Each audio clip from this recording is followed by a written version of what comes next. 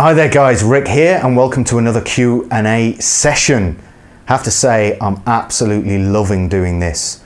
You know, as long as I've had the YouTube channel, you know, it's been difficult to sort of get my sort of way of thinking, my philosophies on life and everything else across. You know, it's very difficult to do that just through guitar playing. So this is just fantastic for me to be able to communicate with a lot of you guys out there about guitar and other related stuff and just things in general, you know. So I'm loving doing this. I hope you guys are enjoying this as well. So let's get cracking with the first question. Great question, this one. It's from Bill Hughes. And he asks, in your last video, there's a few videos back, you said that you had your shredding down very quickly. What and how did you practice to get such quick results? Obviously, lots of practice is important, but I know many a player that has been practicing intensely for far longer and have nowhere near as impressive results. Are they practicing wrong, or do some people have a natural advantage? Yes, I believe some people have a natural advantage, but I also believe that that's something that you can work on.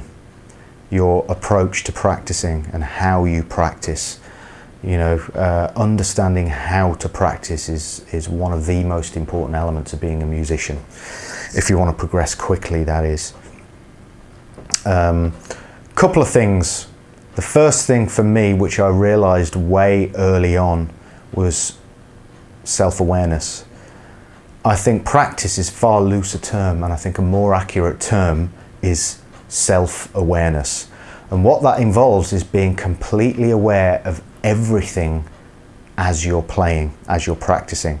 And I'm talking breathing, posture, tension, whether you've got tension in your arms, in your muscles, whatever, hand movements, you know, right hand pick movement, all of these things you've got to be aware of, you know, because if you're not aware of a specific thing, that could be something that is halting your progress. So it's very, very important to be conscious of everything that's happening when you're practicing. So be self-aware. That is one of the most important things.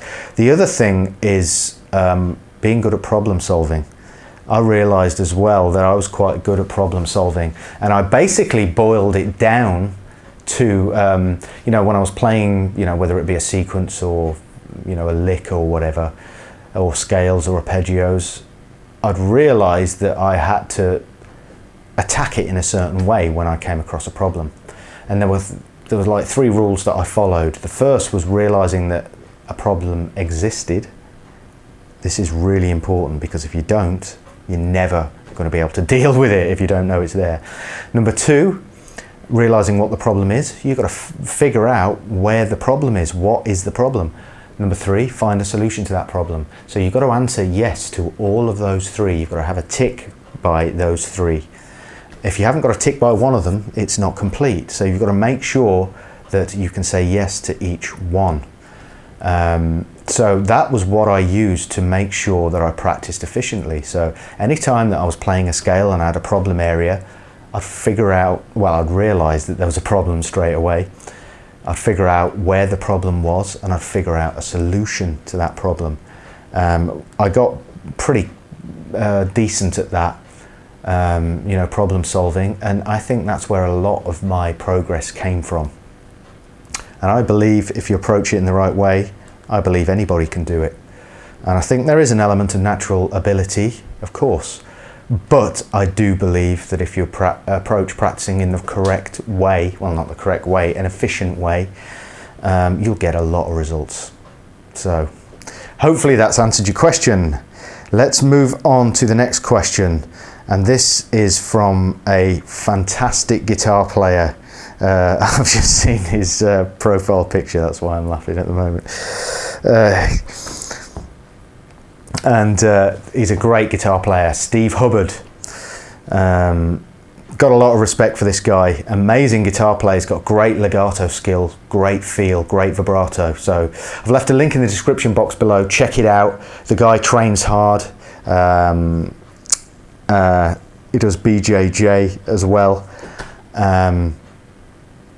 Yeah, just top guy. So make sure you check out his YouTube channel. So Steve asked, What do you do to mentally prepare for a gig or video shoot? What type of mindset do you generally use in order to be as in the moment as possible when improvising? Really good question, this. This was something that I had a problem with, a few years back when I first started recording videos. I found it difficult. In fact, I found it much more difficult to record videos than play live. I love playing live, so that was never really a massive problem. Yeah, I get nervous like everybody, but I absolutely love playing live. However, I always found it quite hard to sit down and record myself on video, improvising or something. And that was mainly because of my mindset, but it was basically the limitations that I'd put on myself. And what I mean by that was that I would create the mental block, which would inevitably stop me from recording or stop me from playing properly, or, and it was my mind that would create that mental block. But a lot of it was to do with the expectations I had on myself. And, if I made a slight scuff or something like that, that would be it. Stop. It's not good enough. If I hit some notes that I weren't that happy with, stop, not good enough. That is completely the wrong way to go about it. You're never going to be able to get in the zone if you do that. If you've got that thing there that's watching, almost like, Big Brother watching over you, making sure you get every note perfect. There's no such thing as a perfect take. There are some fantastically amazing takes that exist, but what I'm trying to get at here is that you shouldn't put those kind of demands on yourself as a player. You've got to let go of that and realize that you've just got to let it go. It happens by itself. When you improvise, you should just let it flow out of you. And the only way that you can do that is by removing all of these things that are in your mind. You've got to practice it though. You've got to practice being behind a camera. You've got to do it all the time. I've been doing it for quite a while now, and I've gotten a lot better at it. And I think mainly in the past 6 months or so, a lot of the videos of the improvisations that I've done, I feel have flowed a lot better. The actual feel of doing it, it's felt a lot better to me. And I feel now that my attitude is, once I press record, I don't care. I don't give a shit if I make a mistake, or I don't care if I play a phrase that wasn't necessarily what I'd wanted to do. So the important thing is you just let that go. So to sum up, I would say try and concentrate on removing the things that are putting that mental block in the first place. Start by practicing, just press record on the camera and just let yourself play anything, and don't think about whether it's good or bad or whatever. Just do it and try and find yourself in that zone. But you do have to practice it. But that's a really good question from Steve. So Steve, thanks a lot.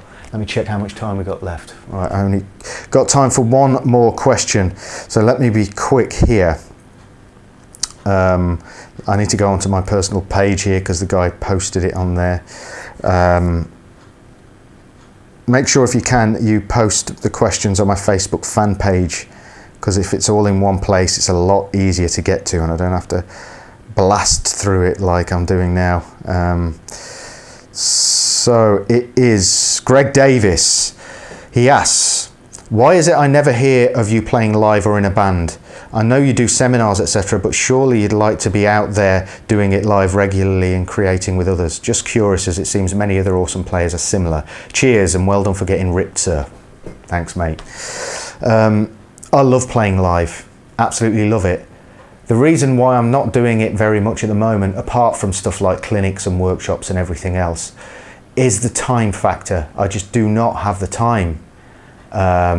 I'm putting a lot of time into doing YouTube stuff now, and I'm doing a lot of work for Lick Library Guitar Interactive, plus the teaching, on Skype and one-to-one, and it is zapping all of my time. And in that spare time, I've got to find time for the gym and other things that I do, so I've really got limited time. But don't get me wrong, I absolutely love playing live. There's nothing better than playing live with other musicians.